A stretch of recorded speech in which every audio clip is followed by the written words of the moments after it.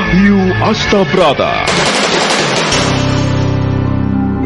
Kali ini mengetengahkan episode ke-7 dengan judul Hati Harimau.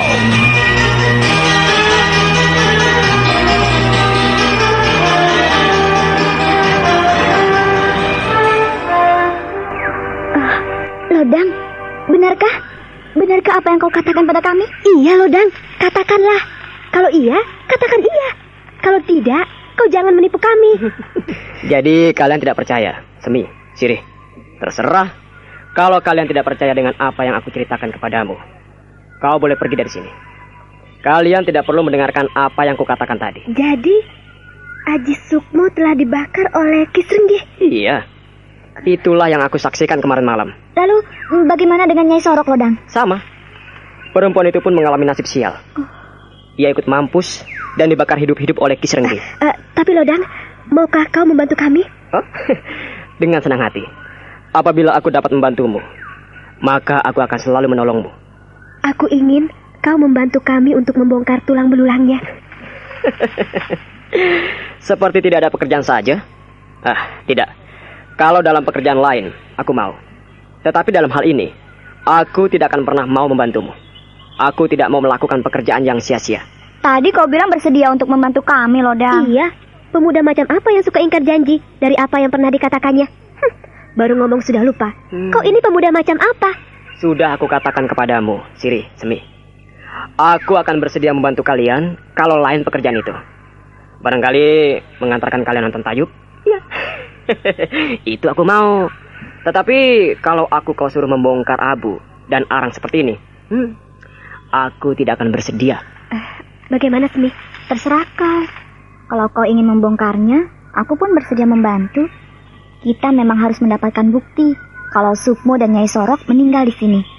Dan kalau kita dapatkan kerangka jenazahnya, maka kita harus menguburnya baik-baik. Kalian jangan bodoh. Kalian ini melakukan pekerjaan yang sia-sia. Pergilah dari sini. Kalau tidak, kalian bisa celaka. Mengapa begitu? Iya, mengapa begitu, Lodang? Kami tidak bersalah apa-apa. Kami tidak melakukan apapun. Tapi apabila kalian membongkar runtuhan rumah ini, maka kalian akan mampus.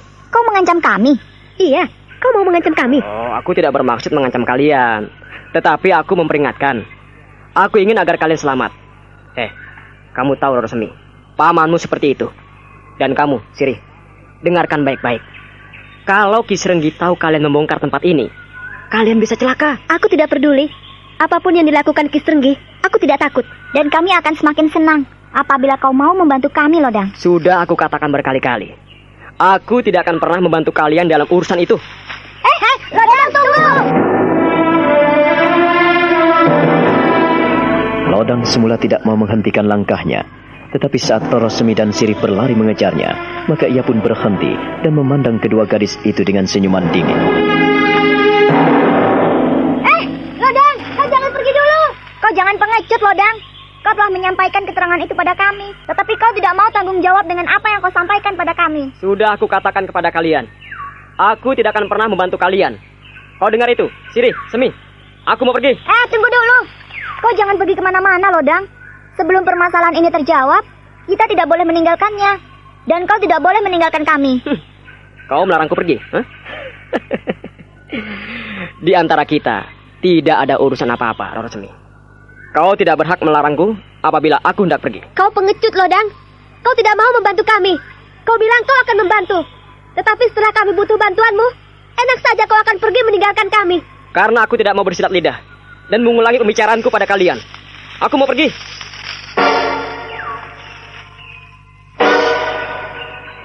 Pengecut, iya, pengecut sekali. Percuma berkawan dengan orang seperti dia. Semi, kita harus membongkar reruntuhan itu. Apakah mungkin, Sirih? Mungkin atau tidak, kita harus bisa membuktikan kebenaran apa yang diucapkan oleh Lodang. Artinya, kita harus bekerja keras. Iya, kita harus bisa membuktikan Sukmo hidup atau mati. Dan kita harus menguburkan jenazahnya sebaik-baiknya. Kita harus mengubur abunya sebaik-baiknya. Karena dia adalah teman kita, Semi.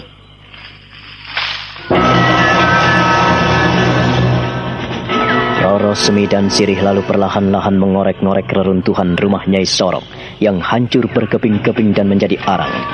Keduanya sibuk sekali membongkar reruntuhan itu.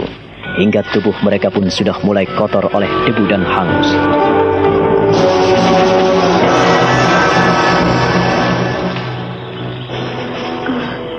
Sirih, kalau kita tidak minta bantuan pada orang lain, apakah kita mampu?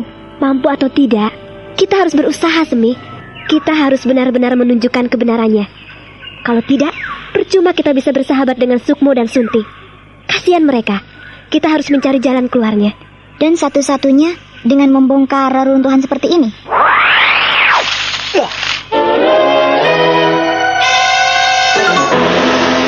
Hei, apa yang kalian lakukan?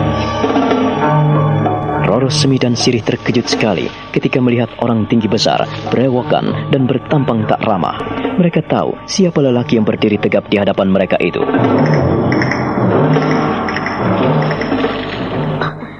Sirih, apa yang harus kita lakukan? Lebih baik kita lari saja. Lari kalau ia mengejar kita. Apapun yang terjadi, kita hadapi berdua.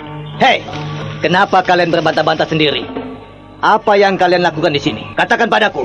Kalau tidak, leher kalian akan kupotong. Katakan cepat dan jangan hanya diam. Lari, iya. Hei, tunggu! Jangan lari!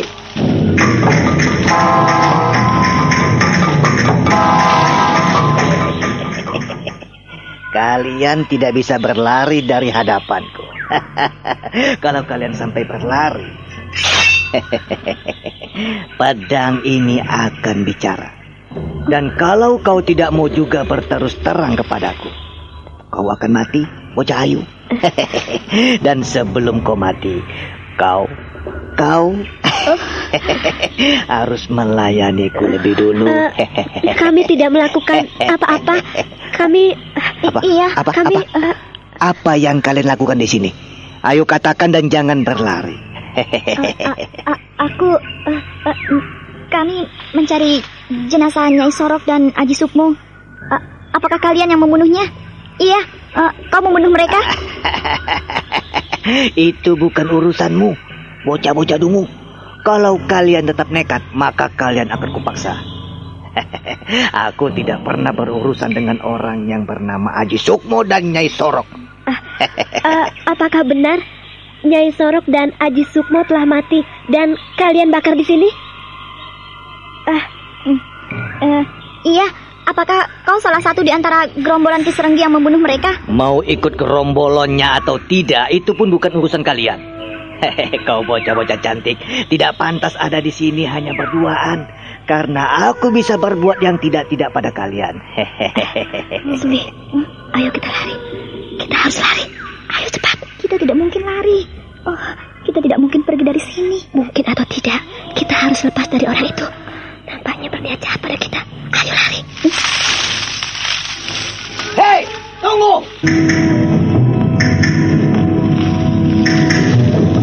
Roro Semi dan Sirih terus berlari sekencang-kencangnya.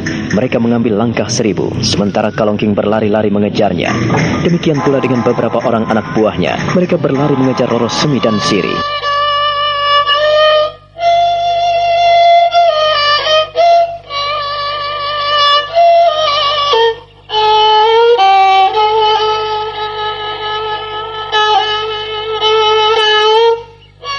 Sementara itu, Roro Sunti yang ada di dalam pasungan tidak mampu berbuat apa-apa selain merintih dan menjerit.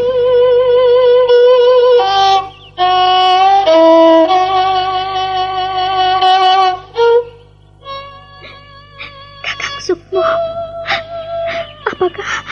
apakah kau tak tahu dengan apa yang kulakukan? Kini aku harus menderita. Kalau kau benar-benar telah dibunuh oleh ayah, aku lebih baik mati. Ya, aku memang telah membunuhnya. Dan tidak akan ada orang yang mendengarkan rintihan dan keluhanmu. Gusti. Sudah, ini makan. Ayo makan. Makan kataku. Kalau kau tidak memakan, aku akan kembali menyumbatkan semua makanan itu ke mulutmu. Bagaimana aku bisa makan dengan kaki terpasung seperti ini? Dan aku... cepat makan. Aku tidak mau mendengarkan keluhanmu. Kalau kau masih tetap nekat, maka aku akan memasung pula kedua tanganmu. Tahu? Iya. Ayo makan. Tolong tutuplah tubuhku ini dengan kainku. Jangan kau biarkan aku telanjang seperti ini. Aku ingin kau tetap telanjang dan merasakan panas atau dingin udara di sini. Biar semut-semut pun menggerogoti tubuhmu. Ayo. Cepat makan dan jangan banyak bicara. Jangan sampai aku kembali marah kepadamu dan semakin murka kepadamu. Jangan nangis, ha? Jangan menangis. Diam dan nikmatilah makanan yang telah kusediakan untukmu. Jangan sampai aku berlaku lebih kasar lagi kepadamu. Diam, kataku. Aku tidak suka mendengarkan keluhan dan tangisanmu. Inilah upah yang setimpal dengan apa yang telah kau lakukan dengan pemuda itu. Dan kau tahu, aku pun telah menebus semuanya. Nyawanya, nyawa Aji Sukmo dan Nyai Sorok telah menjadi tebusan apa yang telah dilakukan padamu dan apa yang telah kau perbuat. Kini telah kau tanggung akibatnya. Kau ngerti? Nangis kamu. Ayo, cepat makan. Ayo.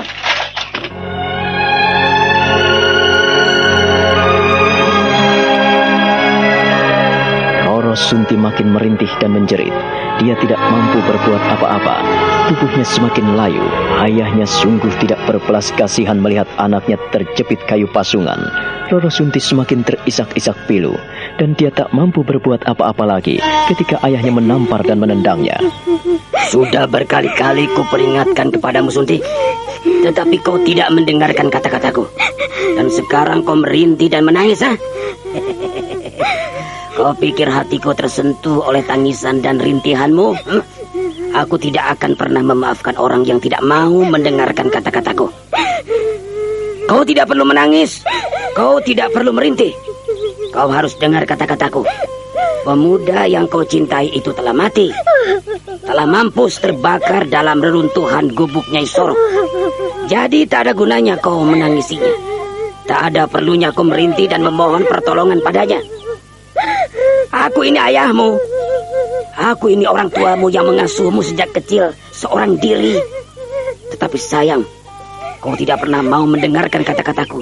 Dan sekarang kau pantas menerima buah dari pekerjaanmu.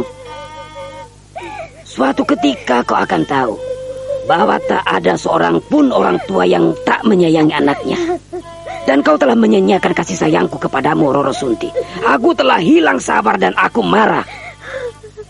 Gusti, tolonglah aku. Beri aku kekuatan. Beri aku kekuatan. Kalau perlu ambillah nyawaku. Ambillah hidupku. Aku tidak mungkin hidup dalam pasungan seperti ini. Apakah tidak cukup aku menghidupimu? Apakah tidak cukup apa yang telah kuberikan kepadamu? Semuanya kuberikan kepadamu dan semuanya telah menjadi milikmu. Tetapi mengapa kau tidak juga mau mendengarkan kata-kataku? Oh, Roro Sunti, Roro Sunti. Beginikah orang tua yang menyayangi anaknya? Ia mengurungnya, menyekap dan menyiksanya. Inikah rasa cinta yang kau katakan kepadaku? Aduh Gusti, aku tidak mampu. Aduh Gusti, aku tidak kuat apabila hidup terus seperti ini. Aduh Gusti, tolonglah aku. Tolonglah aku. Aku tidak mampu melakukan apa-apa lagi tanpa pertolongan dan kekuasaanmu. Dengarkan baik-baik Roro Sunti. Aku tidak akan menghentikan hukumanku kepadamu. Sampai kau benar-benar menyatakan tobat dan minta ampun pada ayahmu. Namun setelah kau minta ampun, aku tidak akan pernah membiarkanmu pergi, kelayapan dan bermain cinta dengan laki-laki. Kau tahu itu? Nah, kau memang pantas untuk dipasung. Dan diamlah kau di sini. Jangan membuat aku marah dan murka lagi.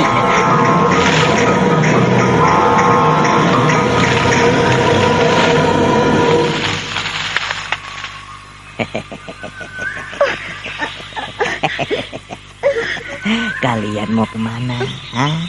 Kalian mau kemana, kelinci-kelinci manis? Kau tidak bisa menghindari harimau yang lapar dan ganas. Kalian tidak bisa lari dariku. Apa yang kau mau? Apa yang kau inginkan? Biarkan kami pergi. Jangan menghadang kami. Pergi kau penjahat. Pergi kau. Aku tidak akan membiarkanmu pergi, Cahayu. Kalian tidak akan lolos dari cengkeramanku sebelum kucicipi tubuhmu yang indah dan molek itu.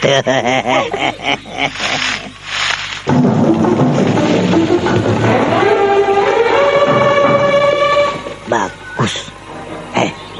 Kalian kepung dan tangkap kelinci-kelinci manis itu. Biarlah aku santap satu persatu dan nanti kalian akan mendapatkan giliran yang sepadan. Cepat tangkap!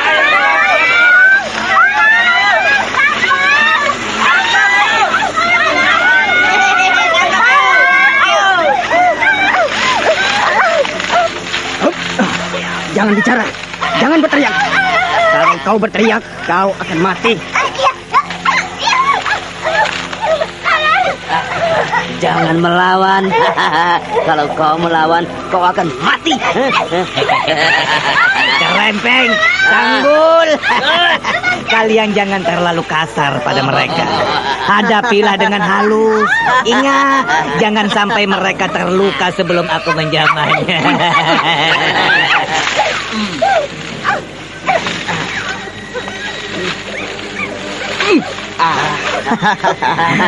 Jangan banyak bicara. Diam. Ayo, jangan banyak bicara. Diam.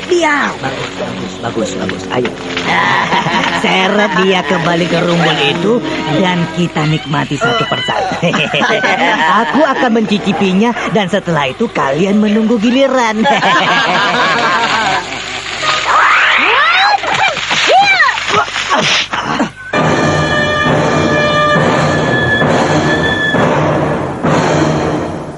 Kalongking dan kawan-kawannya terkejut sekali ketika mereka menyeret Roro Semi dan Sirih. Seorang perempuan cantik jelita tiba-tiba menerjang dan menghajar Kalongking.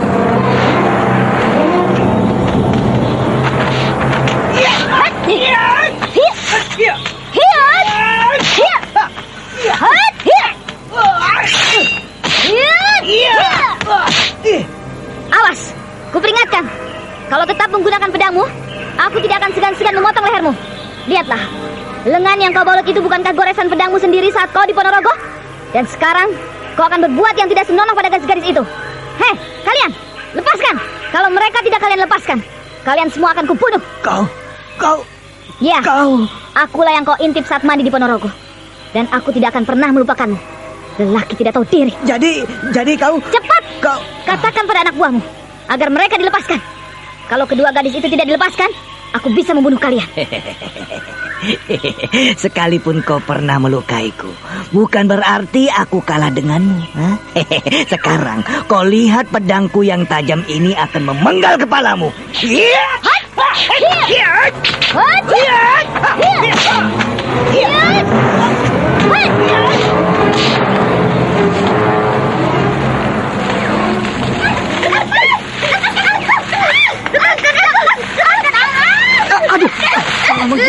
Kurang ajar.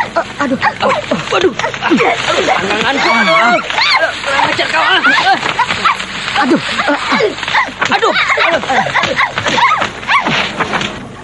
Krempeng dan Sanggul tidak menduga sama sekali.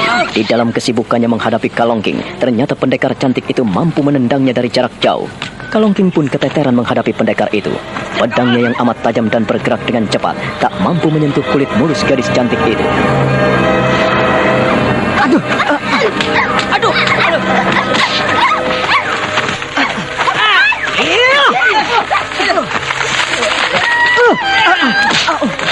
Ayo, majulah kalian bertiga kalau ingin mampus. Ternyata kau tidak jerah-jerah. Sampai ke ujung dunia pun aku akan mengejar kalian kalau kalian tetap berbuat jahat. Pergi dari sini atau kubunuh. Kabur! Ayo, kabur!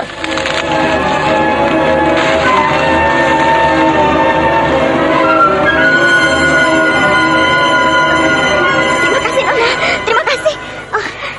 Siapakah namamu? Terima kasih. Kalau tidak ada dirimu, apa yang terjadi pada kami? Siapa kalian? Hingga berani keluyuran di tempat sepi seperti ini. Kalian gadis-gadis cantik. Tangan dan kaki kalian nampak halus dan lembut. Tidak seharusnya kalian keluyuran di tempat seperti ini. Kalian bisa dalam bahaya. Maafkan saya. Ampuni saya. Terima kasih atas bantuan Nona. Maafkan saya dan kelancangan kami. Kalau tidak ada Nona, kami jadi apa? Siapakah namamu? Kenalkan, namaku Roro Semi. Dan ini temanku, Siri. Sudahlah. Tidak perlu kau tahu siapa aku. Ku minta kalian segera pergi dari sini sebelum bajingan-bajingan itu kembali. Tapi, kau harus menyebutkan siapa namamu, Nona, agar kami bisa senantiasa mengingatmu. Iya, janganlah pergi sebelum kami mengetahui namamu. Aku tidak punya nama. Sudahlah, pergi dan tinggalkan tempat ini. Jangan pergi ke tempat sunyi seperti ini, dan jangan main-main sendiri tanpa ada kawan yang lain. Kalian tahu itu? Iya, kami mengerti. Iya, kami tahu, Nona. Ku minta kalian bisa menjaga diri. Jangan sampai terjadi hal-hal yang tidak kalian inginkan. Ayo, segeralah pergi. Tapi Nona, sungguh, kami ingin tahu siapa Nona. Benar, Nona. Perkenalkanlah diri Nona pada kami. Kelak kalian akan tahu siapa aku. Panggillah aku Dewi Maut. Dewi Maut? Dari mana asalmu, Nona? Dari dasar neraka. Roro Semi dan Sirih terbelalak matanya mendengarkan asal-usul Dewi cantik yang telah menyelamatkan jiwa mereka. Roro Semi dan Sirih saling berpandangan dan kembali memandang gadis cantik yang berdiri di depan mereka. Wulan hanya tersenyum. Ia memandangi kedua gadis yang tak berdaya itu dengan senyuman tipis. Mengapa kalian memandangku seperti itu? Ada yang aneh? Iya. Apa yang kalian pandang aneh? Namamu Dewi Maut. Tetapi kau baik hati pada kami. Dewi Maut, dari manakah asalmu? Dan kau mau kemana? Sudah kukatakan, aku dari ujung neraka. Dan aku mencari orang-orang yang berbuat kezaliman. Tapi aku kesini memang ada maksud tertentu. Dewi Maut, tolong, katakanlah pada kami, apa yang kau cari di sini? Barangkali kami bisa membantumu. Aku mencari seorang sahabat kecilku yang telah lama pergi. Sahabat kecilmu? Sahabat kecilmu? Ya, sahabat kecilku yang telah lama pergi dan tidak ada kabar beritanya. Siapakah sahabat kecilmu itu, Dewi Maut? Iya, siapa namanya? Barangkali kami tahu. Dia anak sini? Tidak, dia bukan anak sini. Tapi aku percaya dalam usianya yang seusia denganku, dia akan di daerah ini. Sebutkanlah namanya, agar kami tahu siapa dia. Iya, Dewi Maut. Katakanlah pada kami. Namanya Aji Sukmo.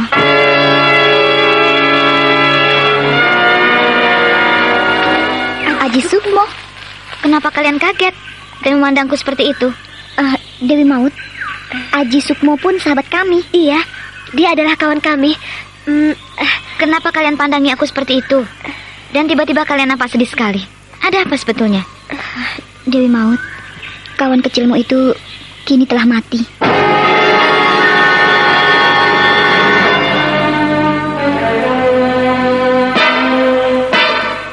Wulan yang mengenalkan dirinya sebagai Dewi Maut nampak terperanjat, dahinya berlipat dan beranyam kerutan.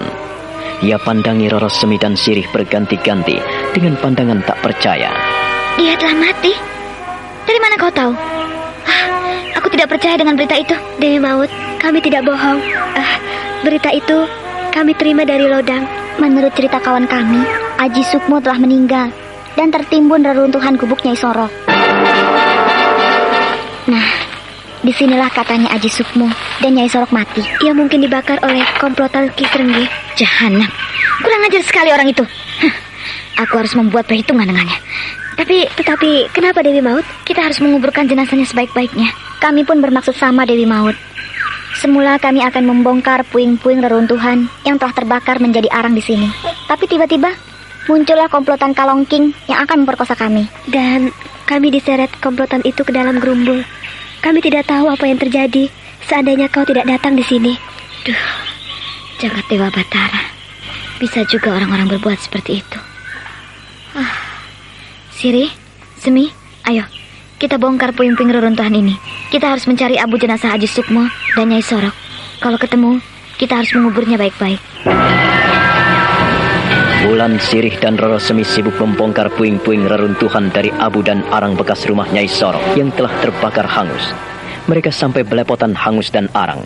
Tetapi mereka hanya bisa berdiam diri dan berpandangan. Sia-sia mereka mencari tulang belulang dan bekas abu mayat Aji Sukmo dan Nyai Sorok. Kita tidak menemukan jenazahnya. Aku percaya, kalaupun mereka terbakar di sini, mereka pasti meninggalkan jejak-jejak dan bekas-bekas terbakar. Barangkali mereka hangus dan menjadi debu, Dewi Maut. Iya, pasti mereka hangus dan menjadi abu. Tidak mungkin. Melihat bekas-bekasnya, aku tidak melihat abu manusia. Dari mana kau tahu? Iya, Dari mana kau tahu, Dewi Maut? Namaku Dewi Maut. Jadi aku tahu bagaimana bekas abu jenazah manusia. Abu jenazah orang-orang yang telah dibakar. Aku juga tahu bagaimana melihat abu binatang atau kayu-kayu biasa.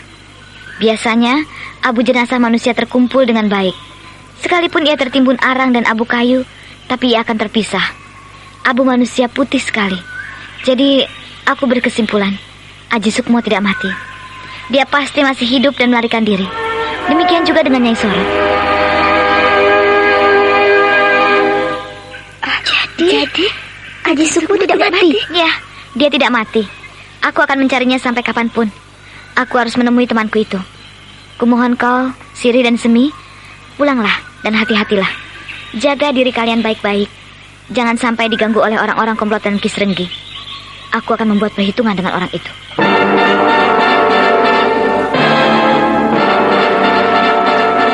Dalam waktu sekejap, Wulan telah melompat, lenyap dari hadapan Roro Semi dan Siri.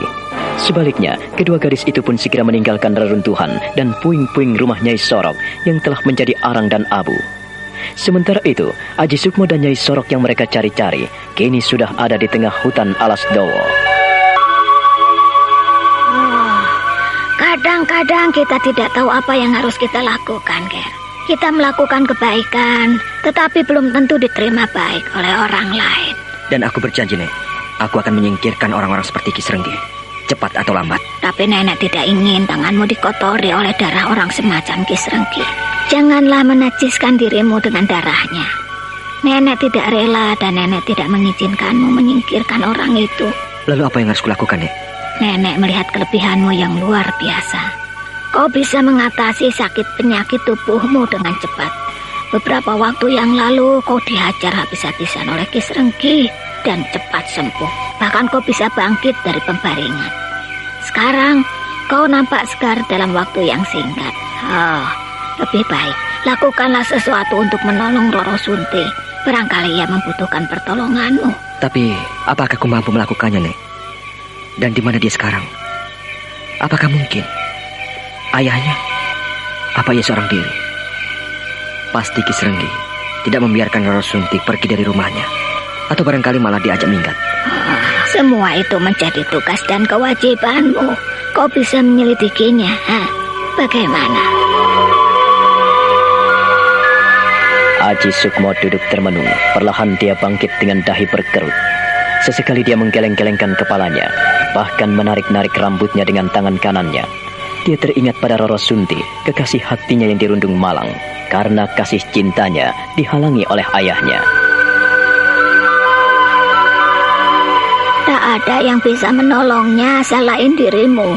Kau harus segera menolongnya. Jika tidak, dia akan menderita sekali. Aku juga khawatir bila ayahnya membunuhnya. Nah, iya, orang-orang seperti Kisrenggi memang berhati harimau. Seperti harimau lapar. Harimau jantan yang tega memakan daging anaknya sendiri. Aku teringat pada singa-singa di padang pasir. Kalau lapar, ia akan menampar kepala anaknya yang masih merah, lalu memakannya. Benar-benar manusia berhati harimau. Seharusnya kita menahan Dewi Maut. Jangan kita biarkan ia pergi. Bagaimana kita bisa menahannya? Dalam sekali lompat saja, ia sudah meninggalkan kita, lenyap di tengah hutan. Kita tidak mungkin menahan orang-orang seperti dia. Kita membutuhkan kepandaiannya. Orang seperti dia pasti mampu menghadapi Kisrenggi. Kau percaya kalau Aji Sukmo masih hidup? Mungkin. Aku tak tahu. Orang-orang yang ajaib, penuh dengan misteri. Siapa sebetulnya mereka itu ya? Aku heran. Mereka muncul, hilang, muncul, hilang, dan lenyap seperti ditelan bumi. Dewi Maut. Apakah kau percaya dia muncul dari ujung neraka? Kau percaya, Semi? Aku tidak tahu. Tetapi, kalau menurut penuturannya begitu, apakah kita tidak percaya? Sunti. Hanya orang-orang seperti Dewi Maut yang bisa menolong Roro Sunti. Lalu di mana ya ia tinggal? Aku justru penasaran sekali pada Nyai Sorok dan Aji Sukmo. Kalau kita bisa menemui mereka, kita bisa kerjasama. Kalau benar-benar mereka belum mati, pasti ia sanggup menolong Roro Sunti. Kau percaya dia akan kembali ke sini? Bagaimana aku tahu? Aku tidak mengerti. Aku sulit menghadapi pemuda itu. Bahkan berhadapan dengannya, aku gugup. Mau bilang pada Pak Lurah juga tak mungkin. Sebab Pak Lurah sudah terpengaruh oleh pamanmu. Kita harus mencari jalan keluar yang terbaik, Semi. Harus memanggil Dewi Maut. Tapi kemana dia? Dewi Maut, teman kecil Aji Sukmo. Dewi Maut. Kau percaya kalau dia sahabat kecilnya Aji Sukmo? Mana ku tahu. Yang ku tahu, Aji Sukmo adalah cucu Nyai Sorok. Itu saja. Semua orang-orang sibuk dengan kepentingan dan keinginan hati mereka. Tidak mau tahu kepentingan orang lain. Aku harus membebaskan Roro Sunti dari sekapan ayahnya. Aku tidak tega melihat dia dalam keadaan telanjang dan dipasung seperti itu. Biadab, biadab.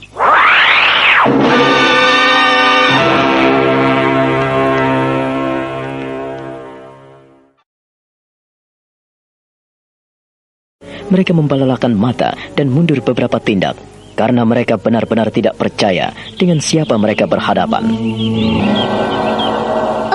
Kau? Mengapa kalian melihatku seperti melihat hantu? Katakanlah, apa yang terjadi? Kau? Siri, Semi, ada apa? Mengapa kalian memandangku seperti itu? Apakah ada yang aneh padaku? Benarkah kau, Aji Sukmo? Kau kekasih Roro Sunti? Ada apa sebetulnya? Mengapa kalian melihatku seperti itu? Benarkah kau, Aji Sukmo? Benarkah? Katakan dan jawab. Baru beberapa hari kalian tidak melihatku, dan kalian sudah tidak mengenaliku lagi. Aku Aji Sukmo, cucunya Nyai Sorok. Kalian tidak percaya? Sukmo, kami sungguh tidak mengenalimu. Aku pun tidak. Pelipismu lebam membiru, matamu masih membengkak, dan bibirmu masih memar seperti itu. Hampir seluruh wajahmu menjadi lebam-lebam, membiru. Kami hampir tidak mengenalimu, Sukmo. Iya, inilah aku. Perbuatan Ki Srenggi yang membuat tubuhku rusak seperti ini. Ia tega menghajar dan memukuli aku.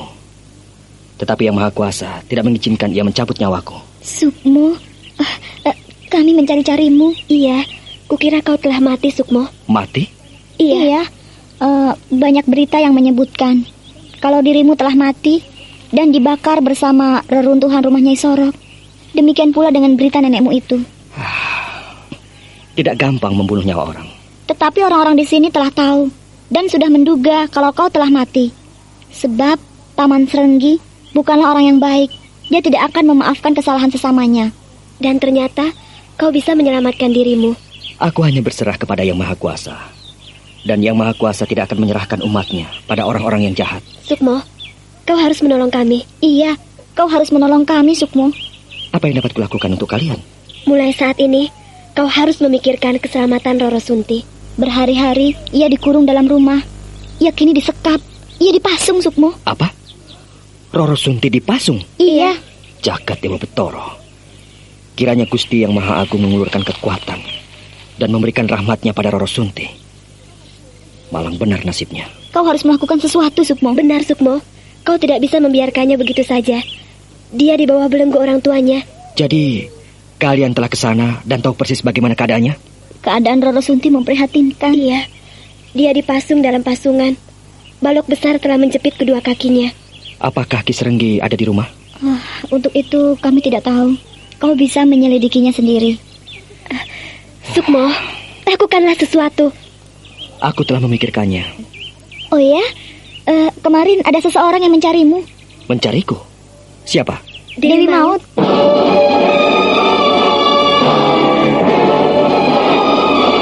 Beberapa saat lamanya, Sukmo hanya bisa diam. Dia memikirkan siapa yang mereka sebut Dewi Maut. Sukmo memeriksa dengan jeli sorot mata dan wajah Roro Semi dan Sirih. Katakanlah, siapa itu Dewi Maut? Kami tidak tahu. Iya, kami tidak tahu, Sukmo. Siapa itu Dewi Maut? Namun, ia baik sekali. Ia menolong kami. Dewi Maut telah melepaskan kami dari orang-orang Ki Srenggi yang mau memperkosa kami. Apa? Kalian akan diperkosa oleh orang-orang Ki Srenggi? Iya. Biadab. Keterlaluan. Kita harus menghentikan semua ini. Apakah kita mampu, Sukmo? Kau sendiri telah dihajar seperti itu. Kau babak belur dibuatnya. Iya. Apakah kau mampu melakukan semua itu, Sukmo? Cepat atau lambat, aku akan menghentikan semua perbuatan terkutuk itu. Tapi Sukmo, aku khawatir sekali apabila kau melawannya. Ia ganas dan galak sekali. Kami hampir mati. Iya, Sukmo. Kau tidak mungkin menyingkirkan paman. Ia seorang yang sakti mandraguna. Aku tidak peduli apakah ia sakti atau tidak. Yang jelas, di depan mataku ia telah melakukan kejahatan. Aku hampir mati di tangannya. Tetapi dia tidak akan mungkin mencabut nyawaku. Hanya Yang Maha Kuasa yang mampu merenggut nyawaku dari tubuhku. Sukmo, kalau kau mau, ajaklah Dewi Maut. Benar, Sukmo. Ajaklah dia. Dia juga seorang sakti. Iya, betul. Kalau kau mau mengajak dia, kau bisa mendapatkan bantuan. Bisa melawan bersama-sama. Bagaimana? Apakah kalian tahu di mana tempat tinggal Dewi Maut? Kami tidak tahu, Sukmo. Dia datang dan pergi seperti maut. Kami belum tahu di mana ia tinggal, Sukmo. Tetapi apa? Kita tak mungkin menemuinya, bukan? Aku akan bekerja sendiri, Siri, Semi. Bukan berarti aku tak mau mendengarkan usul kalian. Namun karena asal-usul Dewi Maut tak jelas, maka aku tak mungkin bekerja sama dengan orang yang tak ku kenal. Terserah kau. Tetapi aku tidak ingin kau celaka di tangan Paman Serenggi. Iya, Sukmo. Kau jangan melawannya. Aku tidak rela apabila ia menganiayai kamu lagi. Jangan lawan dia. Aku akan melawannya apabila terpaksa. Sudah 2 kali aku berdiam diri. Kalau kemarin aku berhasil dipukuli hingga babak belur, bukan berarti aku kalah. Ya, aku akan menunjukkan kepadanya siapa sebetulnya dirinya, agar dia sadar bahwa ada orang lain yang mampu menandinginya.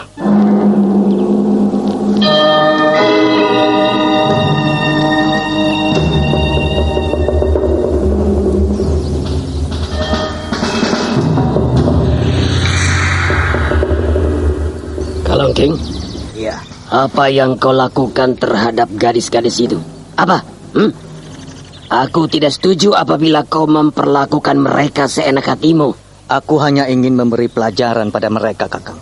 Iya, agar mereka tahu bahwa kita bisa bicara bukan hanya dengan mulut, bukan hanya berkata-kata dengan ucapan bibir kita, tetapi kita bisa berbicara dengan tindakan, dan apapun yang kita lakukan tidak akan mendapat perlawanan dari siapapun juga. Tidak. Kau harus ingat, Roro Semi adalah masih keponakanku. Aku tidak ingin kau mempermainkan mereka. Lakukanlah pada gadis-gadis yang lain, tetapi jangan pada anak buahku. Jangan pada sanak kadangku. Aku kurang suka pada tindakanmu di hutan teratak. Tapi Kakang, mereka sangat berbahaya. Betul, mereka membongkar arang dan abu rumah Nyai Sorok yang telah kita bakar. Kalongking, aku peringatkan kepadamu, jangan sekali-kali menyentuh Roro Semi. Kau dengar itu, Kalongking? Maafkan aku, Kakang. Aku hanya bermaksud memperingatkan kedua gadis itu. Tapi dengar baik-baik. Aku tidak mau mendengarkan laporan tentang kelakuanmu pada kedua gadis itu. Krempeng, dan kau, Sanggul. Saya, Tuan. Saya, Tuan. Apa yang kau lakukan terhadap mereka? Apa yang kalian lakukan? Kami tidak melakukan apa-apa, Tuan. Iya, Tuan. Kami tidak melakukan apa-apa. Tidak melakukan apa-apa? Iya, Tuan. Orang-orang macam kalian hanya bisa diam kalau disumpal mulutnya. Apa yang kalian lakukan pada keponakanku? Apa? Jawab dan jangan berbohong. Kalau sampai ku dengar kau dusta di depan mataku, kau... Nih. Golok ini yang bicara. Ampun, Tuan. Saya hanya memegangnya dan mendekapnya, Tuan. Benar, Tuan.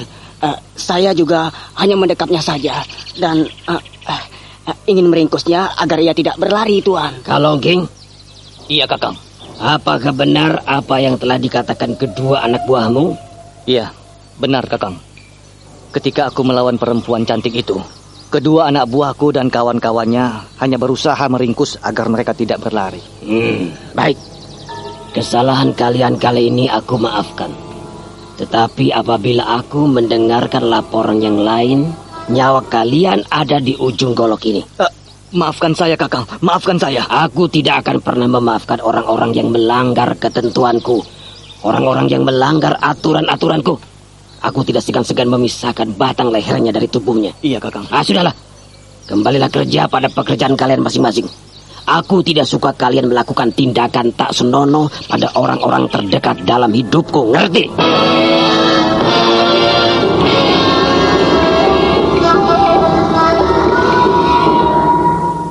Kalongking dan kedua anak buahnya meninggalkan Kisrenggi. Kisrenggi lalu duduk dan minum air tuak. Matanya memerah, bibirnya yang hitam meletat-meletot. Cambangnya yang tebal dan kumisnya yang panjang nampak mengerikan sekali. Sementara itu, Aji Sukmo, Roro Semi dan Siri masih belum mendapatkan jalan keluar bagaimana untuk menemukan gadis cantik yang mengaku Dewi Maut itu. Sedangkan Dewi Maut yang telah mereka bicarakan itu kini sudah sampai di tepi pantai.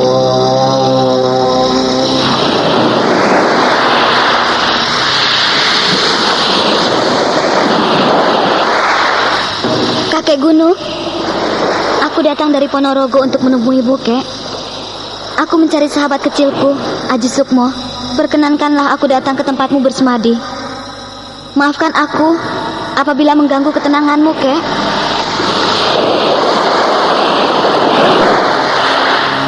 Kek, Kakek Gunung, apakah kau mendengarkan suaraku? Apakah kau telah mengetahui kedatanganku, Kek? Mengapa kau hanya diam saja, Kek? Jawablah aku. Jika kau tidak keberatan, perkenankanlah aku memasuki ruang semadimu. Aku datang, Kek. Ini aku, Bulan, cucumu, Kek. Aku yang datang.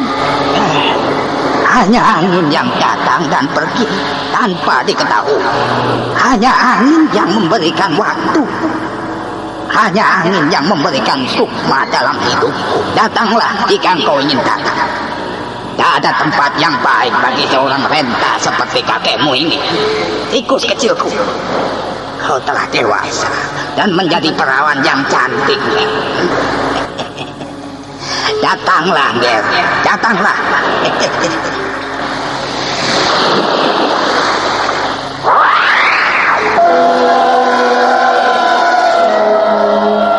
Wulan hanya bersedekap. Tidak seperti waktu ia kecil. Ia harus menyelam melalui air laut.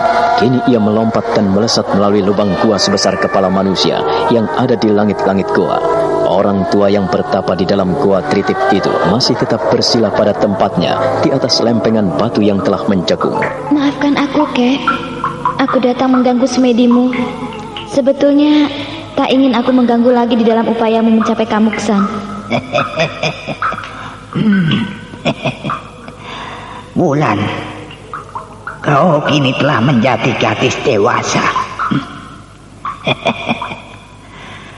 Beberapa tahun yang lalu, kau hanyalah seorang gadis kecil yang belum tahu apa-apa. Aku sungguh kagum melihatmu. Dan kini, kau telah dikenal di mana-mana, Wulan. Terima kasih atas segala bimbingan dan doa restu, Kakek. Ya. Lalu, apa yang kau inginkan lagi, Wulan? Hingga kau datang di tempat ini. Di tempat ini sudah tidak ada apa-apa lagi, ya. Kecuali seorang tua yang sudah tidak berdaya ini. Kek, aku telah pergi ke sana kemari mencari sahabat kecilku. Sahabat kecilmu? Iya, aku mencari Sukmo, Kek. Sukmo? Oh, Sukmo pun tidak jauh beda dengan dirimu, Wulan. Ia selalu datang dan pergi tanpa pamit. Dan ia pun pergi tidak tahu di mana ia menetap. Orang seperti Sukmo itu tidak pernah mau tinggal menetap di suatu tempat. Ia selalu mencari dan mencari. Aku telah mencarinya kemana-mana, Kek. Ya. Tapi aku belum pernah menemukannya. Iya, kakek tahu. Memang ia sering kemari. Tapi beberapa tahun terakhir ini, ia tidak datang ke sini lagi. Aku dengar katanya ia ada di Teratak untuk mengambil Nyai Sampur Jala Sutra. Aku pun sudah sampai di Gua Teratak, Kek. Ya, lalu? Di sana tidak ada siapa-siapa lagi. Bahkan Nyai Sorok, pawang Gua Teratak itu pun telah lenyap. Apakah kau tidak mendapatkan keterangan dari penduduk yang ada di sana? Aku telah menanyakan mereka, Kek. Tapi aku tidak pernah mendapatkan keterangan yang pasti. Keterangan yang terakhir, katanya ia akan dibunuh oleh Kisrenggi. Beberapa saat lamanya mereka tenggelam dalam keheningan. Suasana yang mencekam di dalam goa tritip amat hening. Mereka diam. Ki Gunuk masih tetap memejamkan matanya. Wulan pun hanya berdiam diri dan bersidagap di depan kakeknya dan merundukkan kepalanya. Ia membetulkan tempat duduknya. Duduk bersila. Ki Sringgi akan membunuh Sukmo, Kek. Ia pun ingin membunuh Nyai Sorok yang mengasuhnya selama ini. Kakek juga mendengarkan apa yang telah terjadi di Trata. Iya, kakek mendengar semuanya itu. Dan kau harus menghentikan apa yang telah dilakukan Ki Sringgi. Aku sekali bertemu dengan lelaki itu, Kek. Aku membiarkannya lolos karena ia tak berani melawanku. Ya. Aku mengerti, Wulan. Memang tidak sembarang orang yang bisa menandingi orang itu. Ia memiliki kemampuan di atas ahli-ahli silat di Trata. Ia memang rampok yang sakti, pembunuh pilih tanding, hingga tak seorang pun yang mampu menghadapinya. Tapi aku tidak tahu bagaimana dengan Aji Sukmo. Katanya ia menyingkir bersama Nyai Sorok. Apakah kakek tahu di mana mereka tinggal? Sebaiknya kalau kau ingin bertemu dengan Aji Sukmo, tunggulah di Gua Trata. Cepat atau lambat, dia pasti akan di sana. Di Gua Trata, Kek? Iya, karena ia telah berjanji kepadaku ingin mengambil Kiai Pedang Kangkam dan Nyai Sampur Jala Sutra. Ia ingin mempertemukan kedua pusaka itu. Iya, saya akan berusaha menemuinya, Kek. Apabila kau telah menemuinya, hati-hatilah, Nduk. Sebab orang seperti Aji Sukmo itu sulit untuk dikendalikan. Ia mungkin memiliki tujuan tertentu dalam hidupnya yang tidak bisa diganggu oleh orang lain. Sekalipun kali ini mengikuti apa yang dianjurkan Nyai Sorok, tetapi belum tentu ia mengikuti seluruh anjuran perempuan tua itu. Kira-kira saat ini ada di mana ya, Kek? Aku benar-benar ingin bertemu dengannya. Lama sekali aku tidak menjumpainya. Wulan, hanya ada satu Gua Trata. Itu yang ingin ditundukkannya sejak ia datang kemari. Jadi, ia benar-benar ingin mengambil Nyai Sampur Jala Sutra itu, Kek?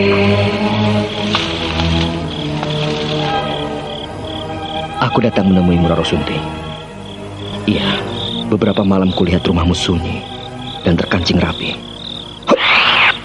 Aji Sukmo melompat, berjalan perlahan mendekati rumah Ki Sringgi. Lalu dia mengulurkan kedua tangannya dan membuka palang-palang kancing rumah Ki Sringgi di bagian belakang.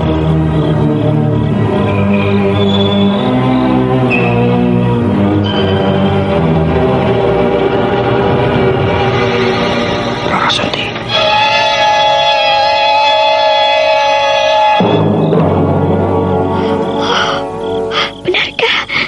Benarkah kau Kakang Sukmo? Tolonglah aku, lepaskan aku dari penderitaan ini. Kakang Sukmo, tolonglah aku, Kakang. Kau masih hidup, Kakang. Roro Sunti, aku akan melepaskanmu. Aku akan menolongmu. Aku masih hidup. Ya, ini aku.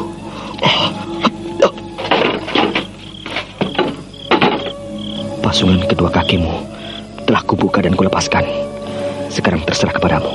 Ayo, ikutlah aku.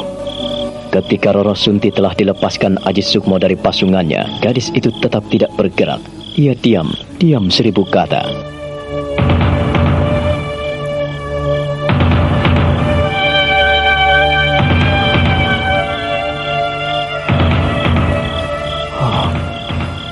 Mengapa kau hanya diam? Kenapa? Maaf, aku akan mengambilkan pakaianmu.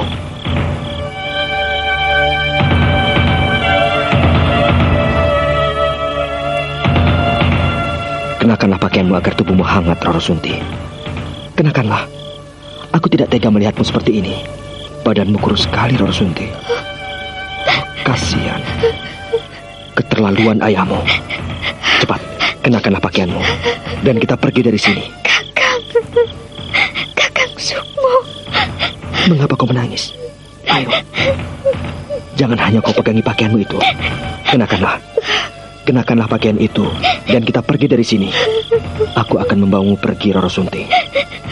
Kakang, tidak Kakang. Aku tidak mungkin pergi dari sini. Tidak Kakang, aku tidak bisa pergi bersamamu Kakang. Aku tidak bisa pergi bersamamu. Kenapa? Mengapa kau tidak mau pergi bersamaku? Artinya aku harus mati. Roro Sunti, kau harus pergi dari sini. Kalau kau tidak pergi dari sini, apa jadinya? Ayo, pergilah bersamaku. Aku akan menolongmu. Aku akan merawatmu. Tidak Kakang, aku tidak ada keberanian. Aku tidak berani Kakang. Lalu apa yang kau inginkan? Kalau kau tidak pergi dari sini, kau tak mungkin menghindarkan ancaman ayahmu. Satu-satunya jalan harus pergi dari sini. Tidak Kakang, tidak. Aku tidak berani. Aku tidak berani. Kalau tak berani, aku tak bisa memaksamu. Terserah. Yang penting sekarang aku telah membuka pasungan kedua kakimu, Roro Sunti. Aku telah membebaskanmu. Karena kau tak mau pergi bersamaku. Baiklah. Kau akan tetap tinggal di sini. Dan aku akan mengamat-ngamatimu dari kejauhan. Nah, kenakanlah pakaianmu itu. Aku akan pergi sebelum ayahmu datang. Kakang Sukmo.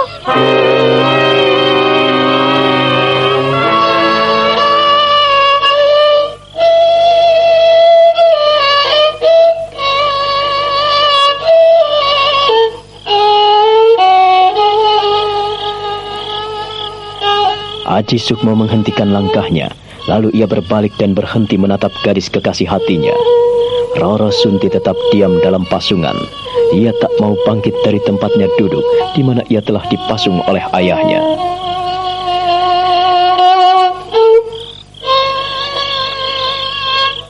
Apa yang kau inginkan, Roro Sunti? Aku telah melepaskanmu, dan kau tidak mau lari dari sini. Artinya, kau akan tetap menghadapi ayahmu. Aku tidak tahu apa yang kau inginkan. Kakang Sukmo, kau meninggalkanku. Sudah aku katakan, aku akan tetap menyayangimu. Dan aku akan tetap mengamat-ngamatimu dari kejauhan. Aku harus cepat pergi sebelum ayahmu datang ke sini. Kau harus makan, minum, dan peliharalah dirimu sebaik-baiknya. Jangan keluar dari rumah ini. Kakang Sukmo, jangan tinggalkan aku. Satu-satunya jalan agar kita tidak berpisah, kau harus ikut aku. Aku tidak mungkin tinggal di sini. Karena kalau aku tinggal di sini, hanya akan menimbulkan malapetaka untukmu. Aku tak ingin kau menderita, Roro Sunti. Kakang.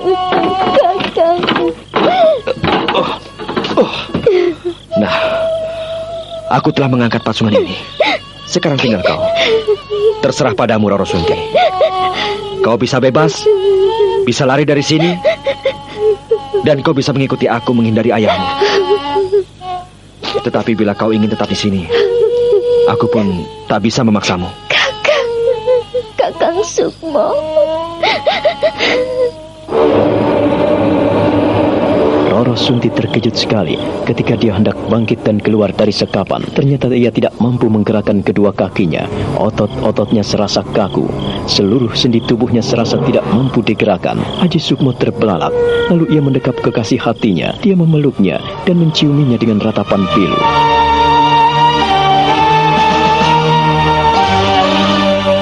Nah, bagaimana nasib Roro Sunti? Saudara pendengar, silakan menunggu seri berikutnya dalam serial Wahyu Astabrata ini. Sampai jumpa.